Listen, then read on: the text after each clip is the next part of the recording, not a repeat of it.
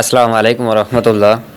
আজকে আপনাদেরকে আমি দেখাবো যে ফার্মি মুরগি যেনারা পালন করবেন এনারা আমার কাছে শুধু জানতে চান যে ফার্মি মুরগিকে ঘাস খাওয়াই মুরগি পালন করা যাবে কিনা।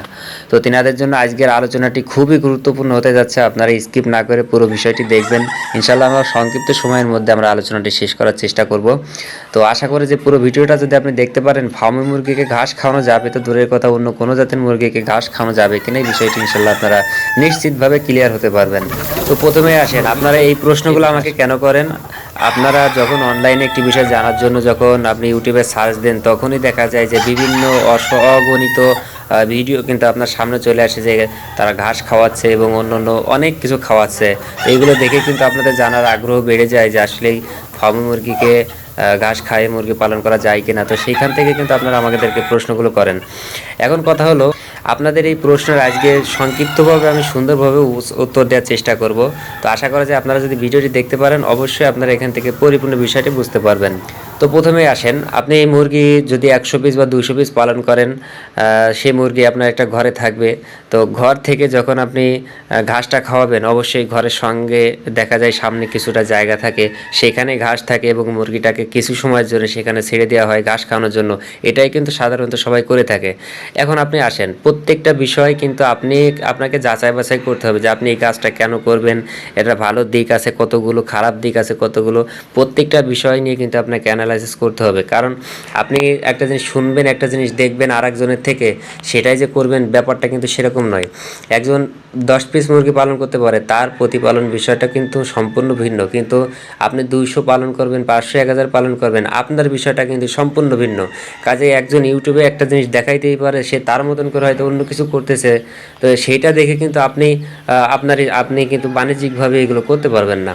তো কাজেই দেখা যায় যে যখন আপনার ওই 200 পিস মুরগি আপনি পালন করবেন এবং তাদেরকে ঘাস খাওয়ানোর জন্য আপনি অল্প জায়গায় সামনে ছেড়ে দিচ্ছেন, তখন কি হবে? দেখা যায় যে আপনি কিছুটা জায়গায় হয়তো 5 শতক বা 10 শতক জায়গায় আপনি 200 পিস মুরগি ছাড়ার ব্যবস্থা করেছেন, সেখানে ঘাস হয়। এমন তো না যে গরু ছাগলের মতো আপনি মাঠে চড়াইতে নিয়ে গেছেন, আজকে এক জায়গায় খাওয়াচ্ছেন, কালকে আর এক জায়গায়, এরকম দেখা যায় যে আপনি মাঠ চড়াই বেড়াচ্ছেন। ব্যাপারটা তো এরকম নয়। ঘাস খাওয়ানোর জন্য শুধুমাত্র ঘরের সামনে কিছুটা জায়গা তৈরি করা হয়, সেখানে ঘাস তৈরি করা হয়, সেখানে মুরগিগুলো ছেড়ে দিয়ে দিনের কিছু অংশে ঘাস খাওয়ানোর ব্যবস্থা করা হয়। এখন আসেন প্রশ্ন, আপনি প্রতিদিন আপনি আজকে ছেড়ে দিলেন মুরগিগুলো, ছেড়ে দেওয়ার পরে যখন ঘাসগুলো আপনি তৈরি করলেন, আপনি প্রথম দিন মুরগিগুলো ছাড়লেন ধরেন 2 ঘন্টার জন্য। তো 2 ঘন্টার জন্য যদি 200 পিস মুরগি 5 শতক জায়গায় খায় এবং চলাফেরা করে, তো সেখানে দেখবেন যে 200 পিস মুরগি তো অবশ্যই পায়খানা করবে, এবং পায়খানাটা যেখানে করবে মুরগি যখন চলাফেরা করবে, তো এই চলাফেরা করার সময় কি মুরগিগুলো পায়খানা দেখে দেখে চলাফেরা করবে? কখনোই না। তো পায়খানার উপর যখন মুরগিগুলো পা দিবে তখন ওই পায়ের সঙ্গে লেগে কিন্তু পায়খানাটা এক জায়গা থেকে 10 জায়গা, 10 জায়গা থেকে 20 জায়গায় কিন্তু ছড়াই যাবে। তো দেখা যাবে দিন শেষে যে ওরা 2 ঘন্টা যদি 200 পিস মুরগি ওই জায়গাতে চলাফেরা করে, তো প্রত্যেকটা জায়গায় পায়খানার একটা অংশ চলে যাবে। এখন ওই জায়গাটা কি আছে? ঘাস আছে। আপনি তো দিয়েছেন ঘাস খাওয়ার জন্য। এখন ঘাসটা কি ঘাস খাচ্ছে? ওই পায়খানাযুক্ত ঘাস। হ্যাঁ, প্রথম অবস্থায় একেবারে ওইখানে যখন ছাড়ছেন, ছাড়ার সঙ্গে হয়তো কিছু ঘাস তো ভালো পাবে, কিন্তু হয়তো 2 ঘন্টার মধ্যেই সেখানে কিন্তু পুরো পায়খানায় ভরে গেছে। প্রথম দিন আপনার যে অবস্থায় হোক খাইছে মুরগিগুলো, খাওয়ার পরে উঠে দিয়েছেন, পরের দিন আবার ছাড়ছেন। তো এখন যখন ফিরে দিন ছাড়ছেন, একদিনের মধ্যে যে ঘাসটা কি খাওয়াইছেন গতকাল, সে ঘাসটা কি আর এখন কি একদিনের মধ্যে খাওয়ার উপযুক্ত হবে? আর হবে না। তখন কিন্তু ছোট থাকবে, এবং ওই যে কালকে পায়খানাগুলো করছে, তো সেটার কিন্তু অ্যাকশান এর সঙ্গে এখন যুক্ত হলো নতুন করে। এখন যেহেতু তখন ঘাস কম থাকবে এবং পায়খানা যুক্ত হবে, তো তখন ওই মুরগিটা যদি ওই পায়খানাযুক্ত ঘাস খায় তখন কি হবে বলেন? অবশ্যই সেখান থেকে রোগ হবে। এটা তো মাত্র 2 দিনের ব্যাপার। এখন সর্বোচ্চ দেখা যায় যে 4 থেকে 5 দিন যদি ওই যে মাটির উপর যে পায়খানাটা করে, ওই পায়খানাটা যদি 4 থেকে 5 দিন যদি ওই রকম থাকে, ওই মাটির রসের কারণে ওই পায়খানায় কিন্তু রোগ জমে, যেটা ফাঙ্গাস বলা হয়। ওইটা যদি মুরগির গায়ে কখনো লাগে, তো এটার থেকে কিন্তু মারাত্মক একটা রোগে কিন্তু মুরগিকে অ্যাটাক করে। এখন আপনি কিভাবে মুরগিকে ঘাস খাওয়াবেন? আমি তো আসলে বুঝেই পারি না। মুরগিকে ঘাস খাওয়ানোর জন্য আপনাকে তো নির্দিষ্ট আপনি যদি চিন্তা ভাবনা করেন যে আপনি বছর আপনি মুরগিকে ঘাস খাওয়াই পালন করবেন, সেটা কিভাবে সম্ভব?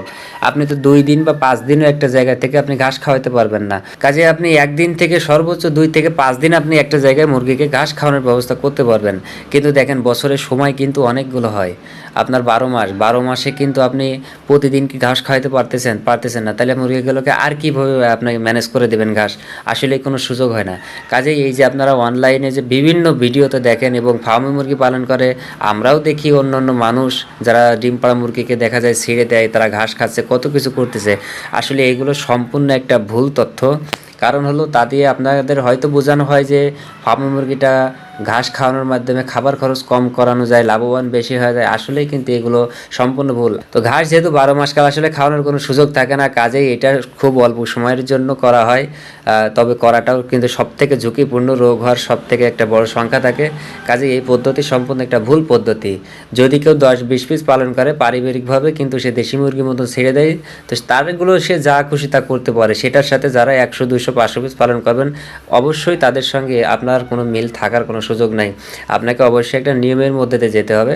আপনারা জানেন যে আমার একটা বাণিজ্যিক নিয়ম, যখন আপনি মুরগি পালন করেন আমি একটা চার্ট দিয়ে থাকি। অবশ্যই এই চার্ট অনুপাতে আপনাকে কিন্তু হবে মুরগিকে পরিচালনা করতে হবে। তো ইউটিউবে আপনারা যেনারা নতুন, বিভিন্ন ইউটিউবে যখন আপনার ভিডিওগুলো দেখেন, হুটহাট করে কোনো সিদ্ধান্ত আপনাদের নেওয়ার কোনো সুযোগ নাই। নিলে কিন্তু আপনি বাস্তবে ক্ষতিগ্রস্ত হবেন। তো এই বিষয়টি ছিল, আপনারা যেনারা সঠিক, অবশ্যই আপনারা সেই সঠিক জায়গা থেকে ইনশাল্লাহ আপনারা পরামর্শটি নেবেন। আর সব বিষয় জানার জন্য ইনশাল্লাহ আপনাদের যে জেলা উপজেলাতে যে প্রাণী সম্পদ অফিসগুলো আছে, আপনারা সেখানে যোগাযোগ করবেন। ইনশাল্লাহ সেখান থেকে পরিপূর্ণ একটা সাজেশন আপনারা পেয়ে যাবেন। তো আমাদের এই পরামর্শটি যদি আপনাদের ভালো লেগে থাকে, অবশ্যই আমাদের চ্যানেলটিকে সাবস্ক্রাইব করবেন, লাইক করবেন, শেয়ার করবেন এবং কমেন্টসে আপনার মূল্যবান মতামতটি জানাবেন। এবং আপনাদের কোনো বিষয় জানা প্রয়োজন থাকলে ইনশাল্লাহ আমাদেরকে কমেন্টের মাধ্যমে জানাবেন। আমরা ইনশাল্লাহ আপনার উত্তর দিয়ে পাশে থাকার চেষ্টা করব। তো সবাই ভালো থাকবেন, দেখা হবে অন্য কোনো পর্ব নিয়ে। আসসালামু আলাইকুম ওয়া রাহমাতুল্লাহ।